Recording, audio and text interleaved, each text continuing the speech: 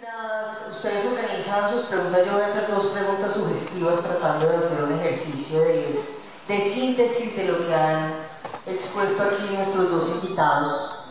Precisamente porque el tema que nos convoca hoy pues, es hablar de cuál es la participación o qué implicaciones tiene la participación de las fuerzas militares en el Centro Nacional de Memoria Histórica.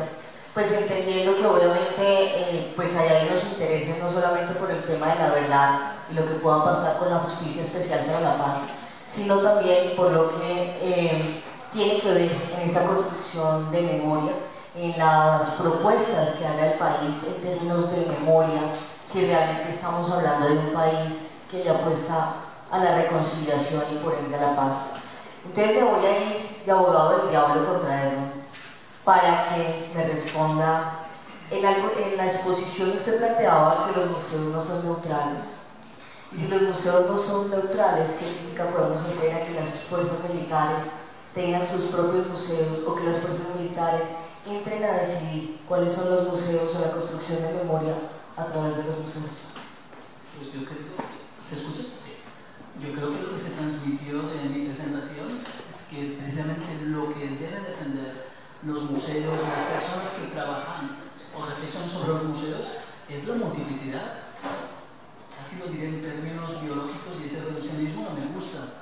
La diversidad cultural es en el mundo de la cultura y del patrimonio cultural lo mismo que la biodiversidad cuando pensamos en la naturaleza. Cuantas más voces existan, mucho mejor. Eso es lo que defendemos, o sea, la diversidad, la pluralidad y la multiplicidad. Y no la definición. O sea, que ellos pueden estar. Pero por supuesto. A ver, yo creo que hay que matizar algo muy importante. En mi presentación no se puede decir que yo critique el hecho de que las instituciones militares tengan sus unidades de memoria en absoluto. Lo que estoy planteando es que las instituciones militares quieran determinar las construcciones de memoria de otros sujetos sociales. Eso sí no es justificable desde ningún sentido. Y que estén las fuerzas militares determinando los discursos de otro sector social sobre la memoria histórica me parece un error garrafal de parte del gobierno, porque está perpetuando un desequilibrio enorme. Las organizaciones de víctimas, las organizaciones de derechos humanos siempre han estado en un desequilibrio enorme en relación de fuerzas, en relación con el Estado, pero particularmente de la capacidad institucional que tiene el ejército y la policía. Lo objetable no es que ellos construyan sus versiones de la historia. No. Lo objetable sería primero que apartan del negacionismo. Eso no es aceptable en esta sociedad. Tampoco es aceptable que traten de determinar las formas de construcción de la memoria histórica de otros grupos sociales. Eso no puede ser posible. En el momento en que los generales, en general toda la institución militar permitió que las fuerzas militares se involucraran con el paramilitarismo, se involucraran con la infracción grave de los derechos humanos, la desaparición forzosa y esa serie de, digamos, de grandes crímenes que hoy las víctimas y en parte buena medida un sector grande de la sociedad colombiana les llamamos la atención. No quiere decir que no veamos que en una sociedad plural ellos tienen que construir su versión. Por supuesto que tienen todo el derecho, pero insisto, no pueden determinar y tratar de homogeneizar todos los discursos de la memoria a favor de una heroización que es muy dudosa. Claro, a nombre de cada uno de los grandes valores, la unidad nacional, la seguridad nacional, y todos esos son elementos políticos muy importantes. Y sin duda habrá que discutirlos con complejidad, sin achatamientos. Esa es la ventaja de hacer preguntas del abogado del diablo para dejar claro precisamente el tema que nos está uniendo hoy. Voy a aprovechar lo que estaba planteando William para una segunda pregunta y ya paso a concederles el micrófono a ustedes. Y era precisamente que al construir, usted hablaba ahora de la importancia de construir ciudadanía a partir de los ejercicios o de las experiencias de museo. Yo no sé si ustedes conocen los monumentos de Trujillo, el monumento de Trujillo Valle. Yo no sé si ustedes conocen las galerías de la memoria. Hay una cantidad de experiencias, precisamente ya que usted mencionaba el problema de que tenemos una cultura élite donde todavía se sigue manteniendo esa democracia autoritaria que dice que la cultura es esto y que un museo es esto. ¿Qué hacemos con esas experiencias que llevan más de 20 años construyendo memoria, hablando de museos, hablando de qué fue lo que pasó, haciendo una reconstrucción dentro de las clasificaciones, dentro de las categorías que usted ponía, que en última son un museo que está al aire libre o que está moviéndose por todo el país? ¿Cómo las devolvemos para que la cultura élite las apropie y que todos ellos también puedan conocer esas experiencias? Yo creo que debemos exigirnos como sociedad un nuevo marco legal y político para la gestión, para el agenciamiento de la memoria, en el que haya un equilibrio importantísimo. Uno de los, digamos, de los principales elementos que habría que tener es el de la autonomía de las instituciones de la memoria. Es un palo fundamental. Uno no puede construir narraciones con la injerencia, incluso la amenaza de muerte, de actores a quienes no les convienen ciertas versiones de la memoria histórica, ¿verdad? Es un elemento importante. Otro elemento es el marco legal del ejercicio autónomo de la reconstrucción de la memoria histórica. No podemos seguir criminalizando a quienes piensan diferente en este país. Insisto en que los 100 y pico de líderes sociales que contamos en nuestro país después de o durante todo el proceso de paz de las FARC es una cifra inaceptable desde todo punto de vista. El Estado no puede aceptar más eso, ¿sí? Porque ese ejercicio de memoria, ese ejercicio de liderazgo social no puede seguir criminalizándose. Entonces, otro elemento importante. Otro elemento clave es que debemos exigirnos la construcción de una arquitectura institucional compleja. No puede ser un museo. Un museo no puede cargar con la ejecución de la política pública de la memoria. Eso es exigir a un museo algo que no puede dar. Tiene que ser otro tipo de institucionalidad. Un fondo museológico nacional, un departamento administrativo de museos y memoria, un instituto muy poderoso de museos y memoria. Eso es otra cosa, ¿sí? Que garantice, por ejemplo, los ejercicios y el sostenimiento de ese tipo de iniciativas públicas. Todas las iniciativas que hay en todo el país, iniciativas de memoria, deberían ser acogidas, cobijadas, conservadas y protegidas por ese nuevo marco legal. El otro elemento clave de esa nueva, digamos, propuesta es que definitivamente no podemos pensar que un grupo o dos grupos pueden hacer la memoria de todo el país. Insisto en que es muy importante que los victimarios construyan sus versiones de la historia, pero que las construyan en ese marco, que el ejército nos abra los archivos. Sin eso no hay posibilidad de una construcción de memoria real, ¿sí? Que no le teman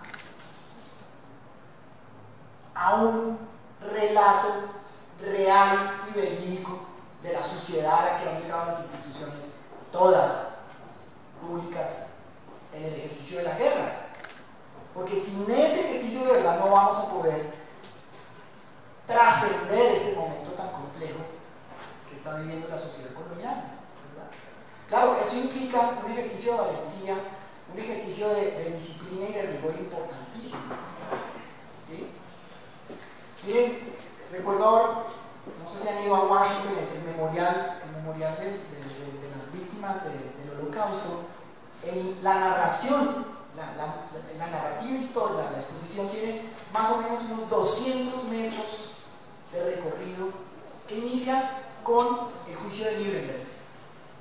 Es una narrativa muy importante, porque entonces la imagen del victimario, ojo a eso, en la narrativa aparece en su relación con la verdad jurídica.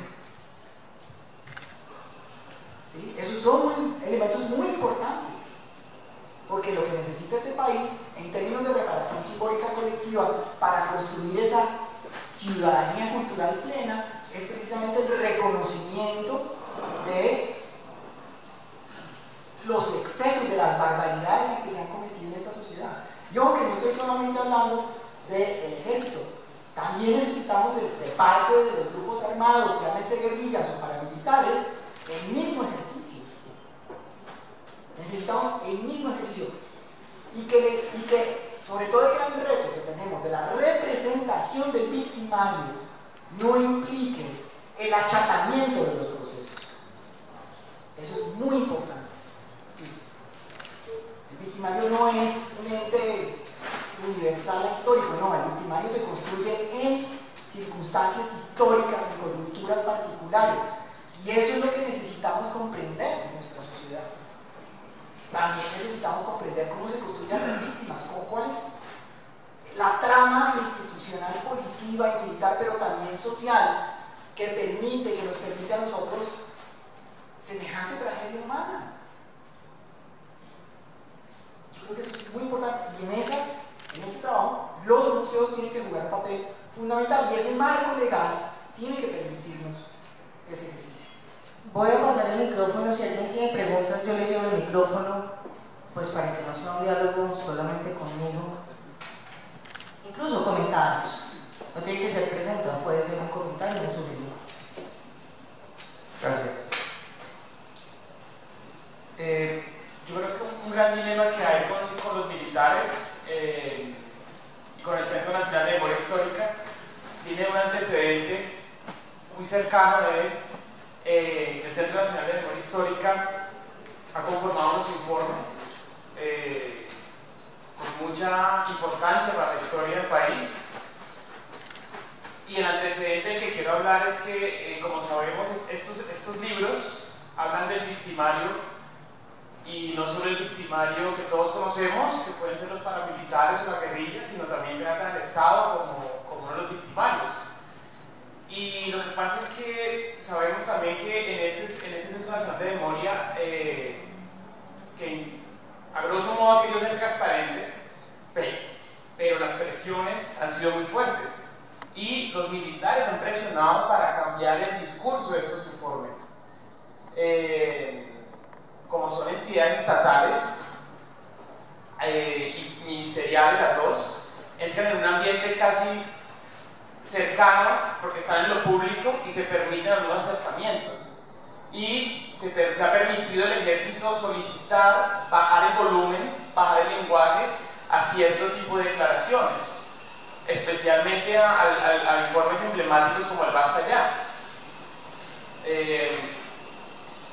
En ese sentido es un antecedente que es muy importante para pensarlos a ellos en el Centro de Memoria Histórica, ya con voz y voto, no solo como un consejero o como alguien que da una opinión, sino alguien con voz y voto dentro de las decisiones de la memoria, de ese monopolio de memoria que está en este lugar. Y entonces vamos a un evento que se dio este año, si no estoy mal, que fue el lanzamiento de la unidad de memoria que lanzó el ejército.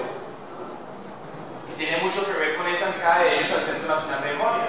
Ellos lanzan su unidad de memoria donde quieren especialmente no ser vistos como victimarios, porque quieren comenzar a que la sociedad lo reconozca como héroes de la patria, por un lado, que es como un discurso tradicional en ellos, y adicionalmente también quieren comenzar a generar la inquietud de que ellos pueden llegar a ser víctimas del conflicto de alguna manera.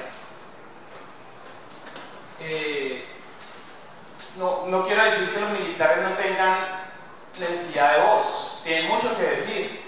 En ese lanzamiento de la unidad de memoria del ejército se hablaron cosas muy fuertes. Los militares siempre van a tener mucho que decir.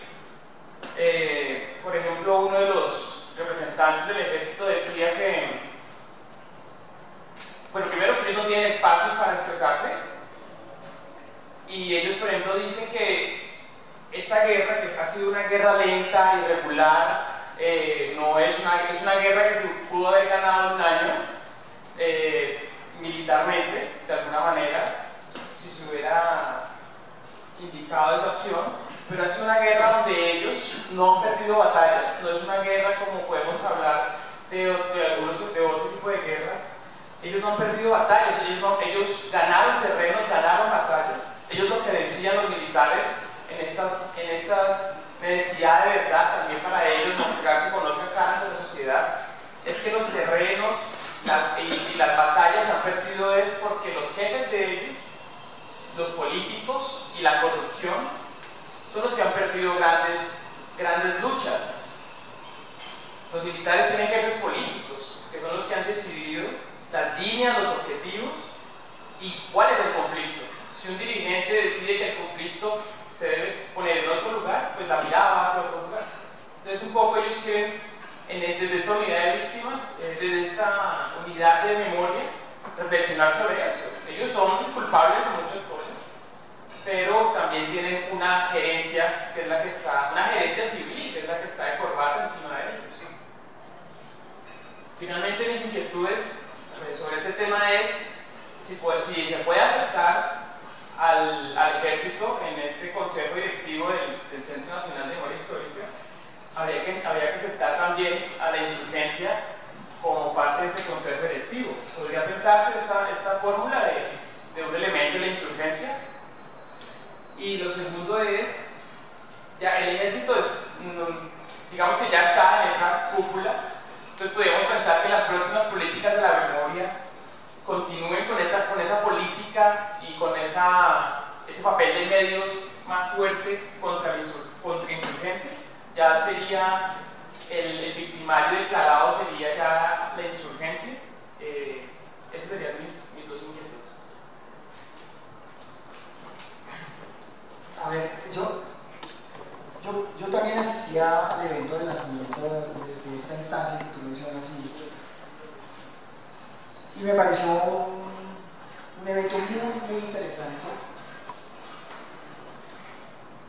sobre todo porque me permitió ver que dentro del ejército hay unas tensiones enormes, hay una complejidad enorme y eso me parece muy sano, me parece increíblemente sano, es decir, que haya una problematización dentro de una institución que desde afuera se ve como un cuerpo compacto, como un cuerpo que actúa de forma absolutamente disciplinada, no, sino que haya deliberación adentro. Eso me parece muy importante, es un primer punto. Segundo, que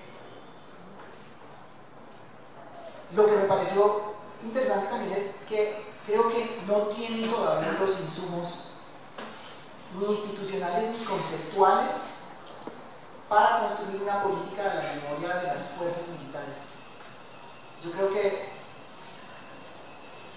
y aquí voy a decir algo que de pronto después me van a criticar mucho, necesitan un ejército de museólogos adentro para que efectivamente logren construir un proyecto pertinente para el momento nuestro. Es decir, cómo van a tratar ellos adentro, por ejemplo, sus relatos, los relatos que tienen que ver, por ejemplo, con los falsos positivos.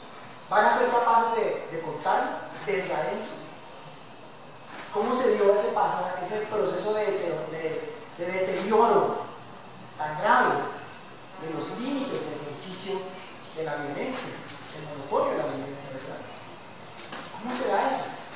¿Verdad? Eso no lo podemos entender claramente quienes vivimos en otro mundo, ¿verdad? En el mundo de la academia, ¿sí?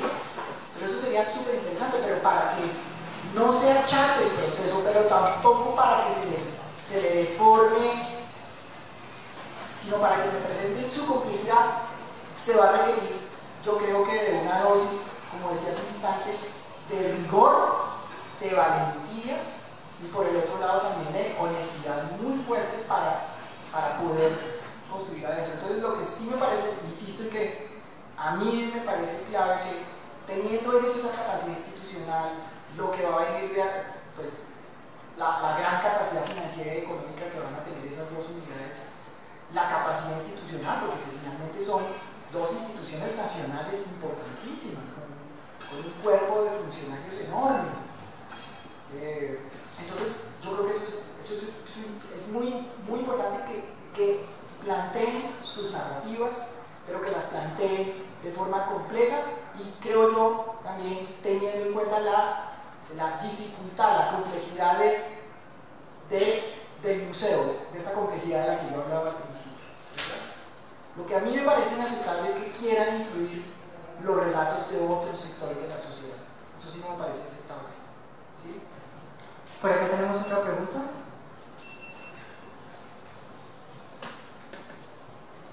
Buenas tardes. Bueno, es complejo el tema. He trabajado con el ejército, he tenido familia en el ejército, soy docente en el área civil también, trabajo en varias universidades. Primero quiero decir que hay un museo militar que está en la cuarta conoce, hay que ir a conocerlo, y allí se ha construido historia colombiana, desde la conquista de los españoles, la lucha de los indígenas, de los patriotas, desde ahí nace la guerra, no hace 60 años como lo decías tú. Creo que hay una parte histórica muy importante que mueve todas las políticas que inician en Colombia desde 1800. Hay que partir de esa memoria. Hay libros sobre eso. No es tanto mi pregunta, sino que la inquietud es que la memoria de la guerra y de los soldados a través de la historia es la defensa de nosotros. Hay mucho colombiano involucrado desde esa época y familias que lucharon por ustedes, por nosotros, por aquellos. Y esa memoria viene poco a poco escribiéndose y está escrita en varios relatos de ese museo. No me quiero apartar de lo que ustedes han hablado, que es fuerte y es verdad que hay que hacer memoria ya un poco más al conflicto moderno, que no se puede esconder todo lo que ha pasado a nivel territorial, desde la Guajira hasta la Leticia. Eso ha sido bastante tenaz. He escuchado de la historia de los militares, el sudor, las lágrimas, ver destrozado a la gente, ver destrozado todo eso, está fotografiado, casi todo eso está documentado. Entonces la idea es que ellos también, le he escuchado y también he entrado en controversia con ellos, que se va a escribir objetivamente, tratando de no salirse de la parte judicial, que la parte judicial eso es otro tema que es delicado y se podría hacer otro conservatorio con la parte judicial, como decía aquí el compañero, porque nadie va a esconder nada. Ya estamos a puertas de una paz, pero en una paz entre comillas, ¿sí? Entonces la idea es que este conversatorio crezca, que vayan a las instancias de otras universidades, donde los militares, donde de los otros conflictos estén ahí, porque hay que lavar la ropa dentro de su propia casa, ¿no? Entonces la idea es que todos esos relatos, inclusive sé que la guerrilla tiene documentación de sus tomas guerrilleras. ¿Dónde están? ¿Dónde están también los de las Fuerzas Armadas? Tienen mucha documentación y la he visto. Entonces, como tú decías, hay que organizar, y es profundo y eso duele porque es de nuestra casa, es de nuestro país. Y están los dolientes que son las víctimas de parte y parte. Entonces la parte política y la parte económica hay que tocarla por otro lado. Entonces creo que es conveniente volver a hacer un conversatorio de estos y hacer crecer la memoria histórica y que el Museo Militar llegue y que la gente llegue a ver cómo fueron también la lucha de los soldados, cómo fueron esas estrategias para llegar a repeler un poco a las personas que estaban frente a sus políticas de ese momento, que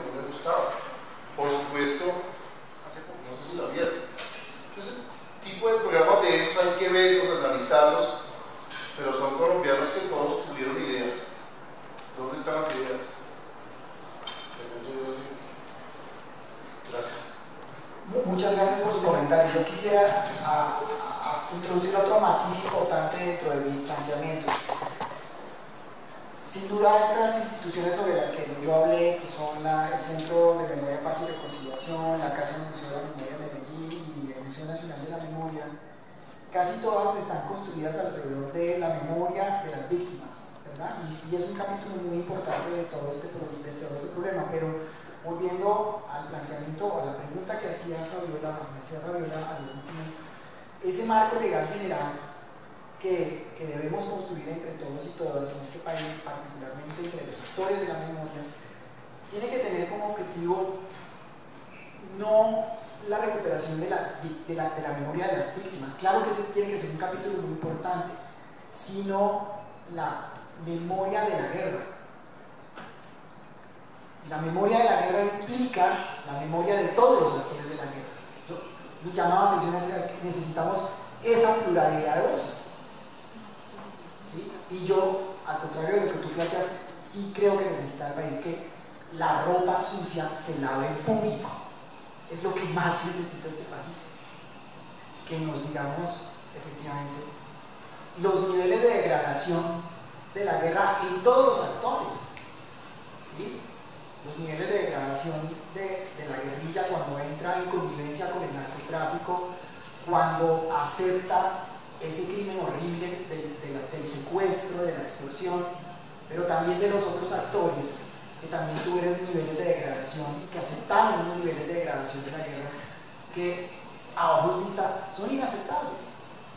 ¿Sí? Yo creo que ese es un punto importante, volver sobre el cambio de foco y pensar que esa política de la memoria de la guerra tiene como objetivo, al menos a 3 o 4 generaciones, pasar la página, trascender el dolor colectivo que nos ha causado a todos, indistintamente el proceso, la degradación de esta guerra.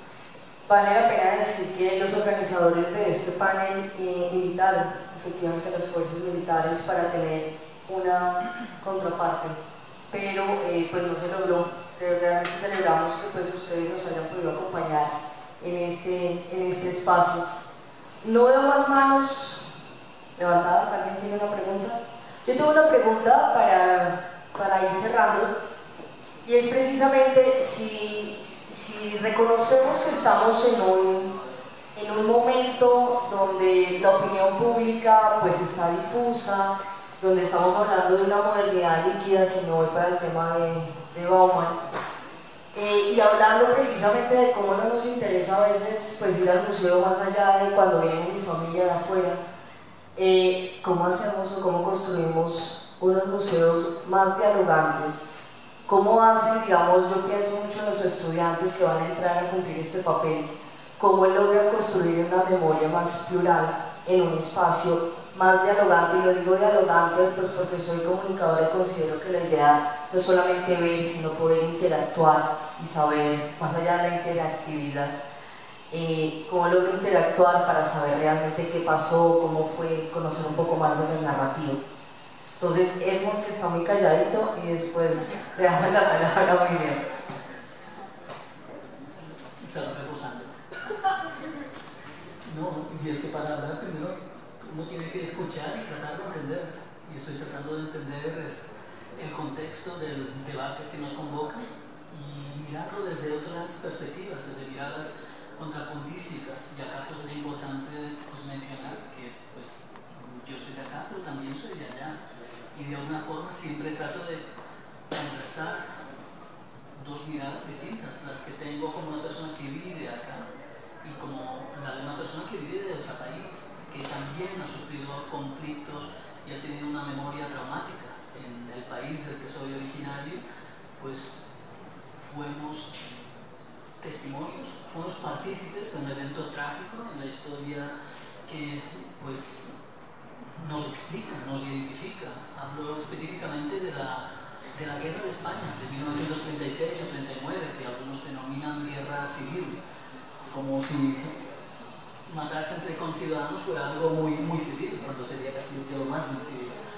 Yo pienso que en ese país recientemente, en los últimos años, se ha dado también un debate afín a lo que se está produciendo en estos momentos en Colombia, o se viene produciendo en las últimas décadas en estos momentos, y yo creo que se partió y se asumieron otro tipo de principios que valdría la pena por lo menos mencionarlos acá, no para que vayan a seguirse, como a veces hacemos desde Colombia, que siempre asimilamos propuestas, las últimas propuestas, como las más válidas y vigentes, sino como propuestas museográficas que giran, reflexionan alrededor de la memoria para tenerlas en cuenta, igual como el profesor William acaba de mencionar la experiencia del Museo Memorial del Holocausto de Washington, que habla de algo que sucedió en otro continente hace pues, prácticamente 80 años. En España y específicamente en Cataluña también nos hemos tratado de brindar de herramientas institucionales para tratar de fijar determinados relatos de la memoria democrática.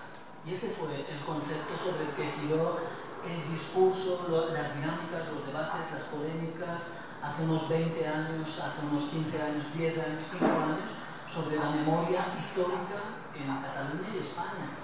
Y es que nos interesa centrarnos en un periodo específico para no desbordarnos, que es algo que siempre infiero de los debates, conversaciones que tienen que ver con la memoria histórica en Colombia.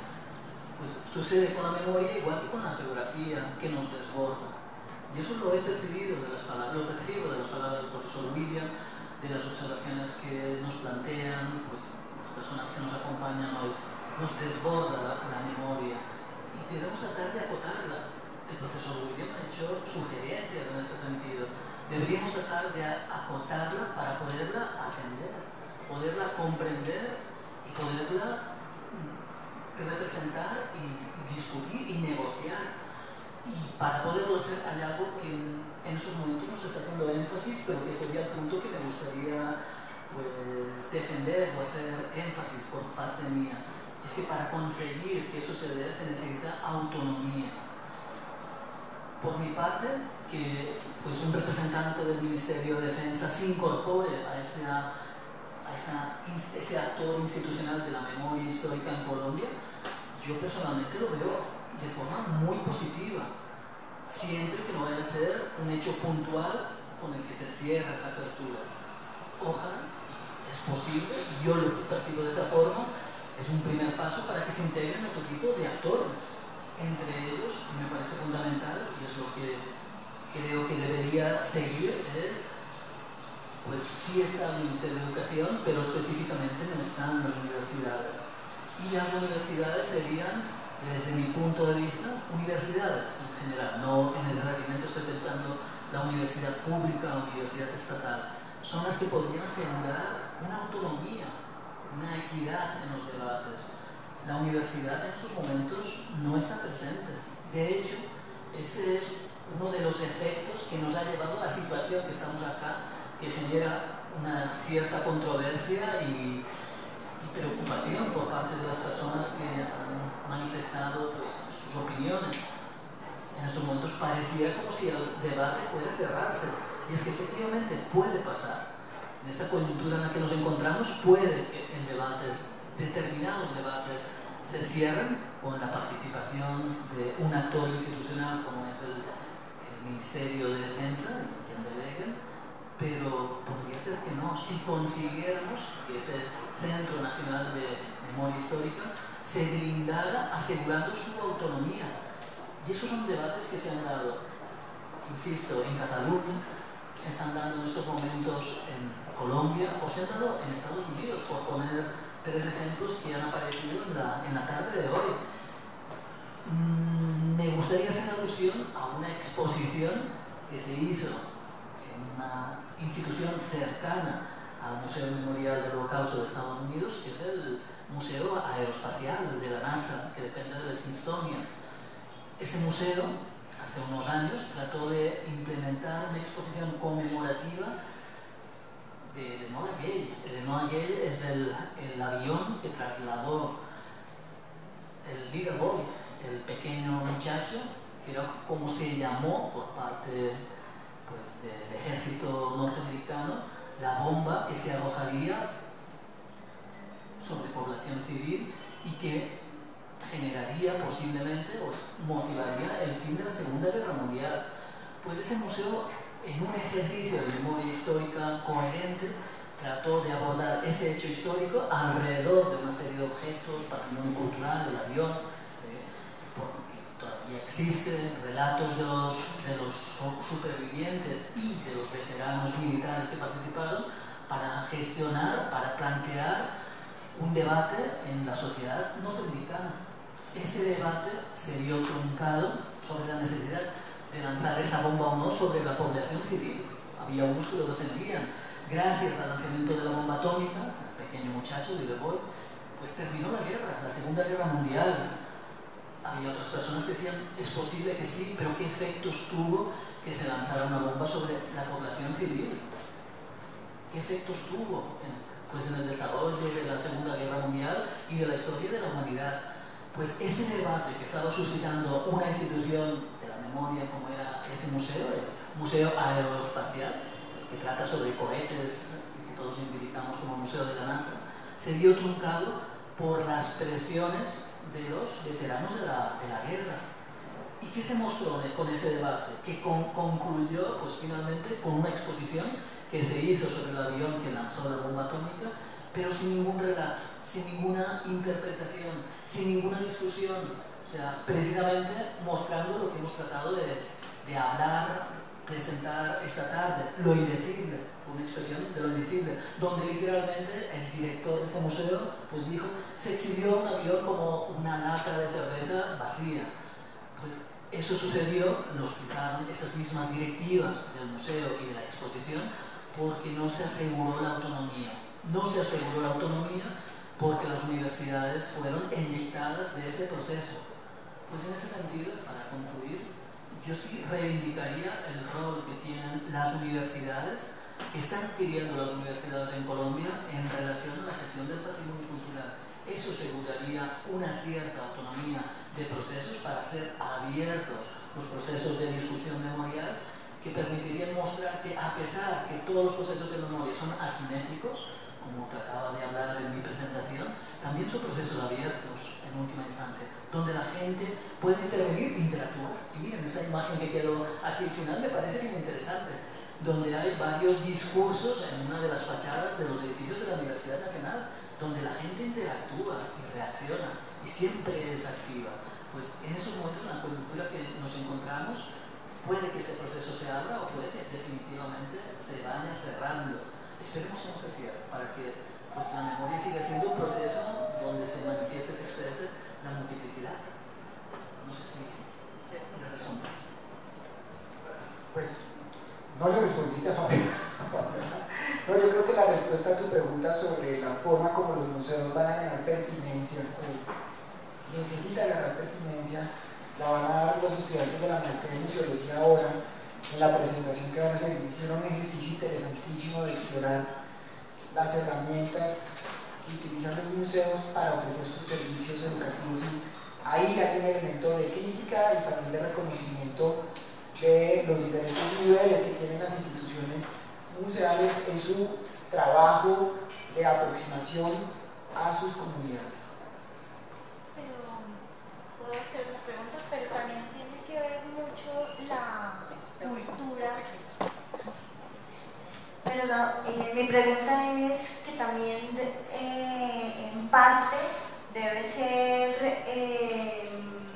también socializarlo con la parte académica desde muy chiquitos, desde cuando comenzamos a tener una vida educativa y no nos enseñan eso, no es parte de nuestra cultura. Nosotros creo que en Colombia nos hemos atrasado en muchas cosas y de eso parte, de la parte cultural, de que no vamos a los museos, de que no se diga la verdad sobre los hechos que pasan en el país y que no se cuenten las historias, es porque nuestros padres, nuestros profesores, las instituciones como tales educativas, todo parte desde lo mínimo hasta lo máximo, hasta la presidencia, los gobiernos. Entonces yo creo que a partir de ahí ¿no crees que es una culpabilidad también desde las instituciones primarias? Cuando yo hacía mi intervención decía que las instituciones museales han sido marginales y han sido, digamos, muy débiles. Hacer y construir memoria es costoso, es muy costoso. Y piensen, los 8 o 9 museos del Smithsonian ahí en el Mall de Washington cuestan un dineral, ¿sí? Y hacer museo en Colombia también debería costar un dineral, ¿sí? Pero no es así. La inversión en cultura en nuestro país es mínima por la inversión en la guerra, ¿sí? Si tuviéramos instituciones museológicas fuertes, y no solamente estoy hablando de los museos o de las bibliotecas o de los centros de documentación o de los archivos, sino también de las universidades, tendríamos otro panorama, ¿verdad? Entonces, este es un elemento importantísimo. Yo le he dicho a los estudiantes, a los y las estudiantes, que pues, no se van a volver ricos siendo museólogos, pero lo que sí tenemos que hacer como gremio es tratar de construir un espacio político para el ejercicio laboral digno de nuestra profesión. Es decir, de tal manera que, así como un general gana un dineral, o un ministro gana un dineral, o un gerente de banco gana un dineral, pues los museólogos también tienen que ganarse su dinero respetable en el ejercicio de su profesión. Y la inversión en el ejercicio, digamos, en la construcción de todas estas operaciones que yo mencionaba, archivar, conservar, coleccionar, todo eso cuesta. El único museo en este país que tiene una bodega, una reserva, como se llama, técnicamente hecha con control ambiental computarizado, es el Banco de la República.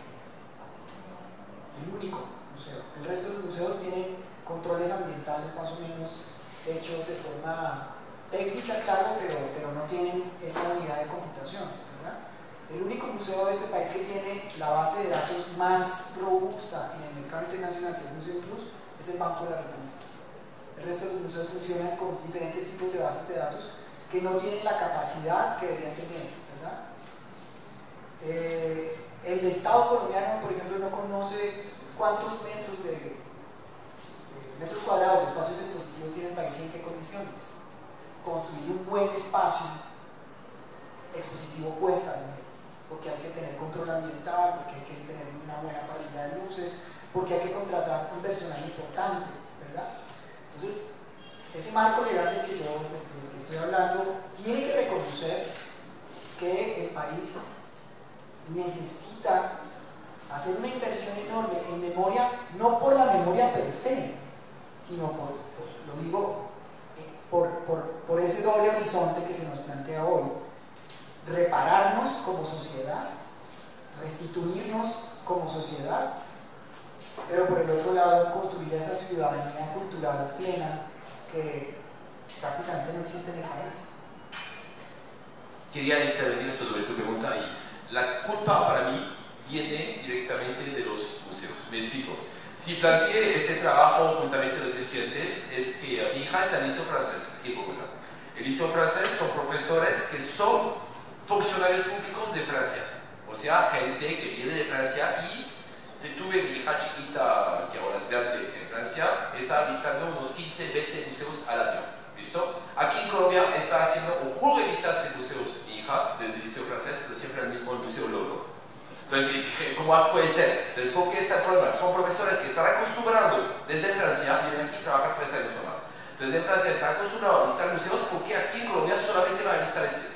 Porque me di cuenta que justamente faltaba un problema de comunicación de los museos colombianos para mostrar la oferta educativa que tenían. Entonces, por eso que, como digo, es el único. Y puedes verificar, el Liceo Francés va siempre al Museo Louvre. Y el Liceo Francés es una entidad pública, privada aquí en Colombia, pero pública en Francia. El rector es un funcionario público que está aquí 3 años, el subrector y el 90% de los profesores. Entonces, imagínate. Entonces, por eso que quería que los estudiantes vengan a explicar el trabajo que han realizado. El trabajo que era justamente, yo quiero saber cuál es la oferta académica, cuáles medios de comunicación tiene y qué se puede justamente con la información que han encontrado crear como un portal, una aplicación o lo que sea para dar a conocer justamente la oferta pedagógica de los museos para ponerlos en contacto. Una herramienta de mediación cultural entre esos dos ambientes, no solamente para dar a conocer, pero también para que los profesores preparen sus visitas, porque me di cuenta que aquí, por ejemplo, si vamos a ciertos museos, el profesor deja a sus estudiantes sueltos y los niños van por un día. Para cerrar. Voy a cerrar esta parte. Me encantaría seguir dando el micrófono. Me encanta la pluralidad, pero estamos en el tiempo justo y hay dos actividades más. Entonces yo quiero agradecer obviamente a nuestros panelistas, a William, a Edmond por haber estado acá, a ustedes por haber participado y pues las preguntas que queden, las inquietudes que queden en el segundo segmento que vamos a tener, pues aprovechamos para incluirlas. Yo les voy a pedir un breve aplauso para los dos panelistas.